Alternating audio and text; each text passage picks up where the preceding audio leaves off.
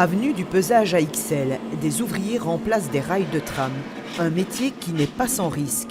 Hier, sur ce chantier, l'un des ouvriers a été heurté par un grutier et a été grièvement blessé aux jambes. Depuis son domicile, Sophie Beuze a une vue plongeante sur ce chantier et elle a été le témoin de ce drame survenu dans ce périmètre qu'elle appelle le carrefour de la mort. Et on a compris que la grue avait roulé sur les jambes de l'ouvrier.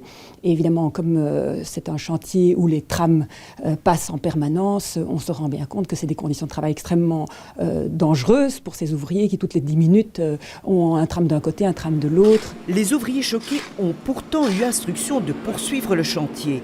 C'est un choc pour des témoins de l'accident. J'avais mis un petit commentaire sur Facebook et j'ai vu que tout le monde a réagi aussi par rapport à ça, en disant que c'était totalement inhumain. Sur le chantier, les ouvriers ne parlent pas.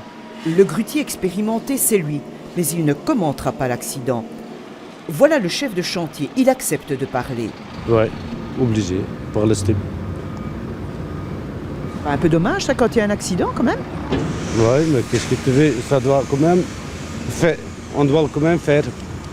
Comme ça, les gens ils doivent quand même passer avec le train et avec le tram et tout. Hein. Enfin, quand un collègue quand même a un accident, vous n'êtes pas solidaire? Si, on est solidaire, mais on a fait le nécessaire pour le monsieur aussi. Hein.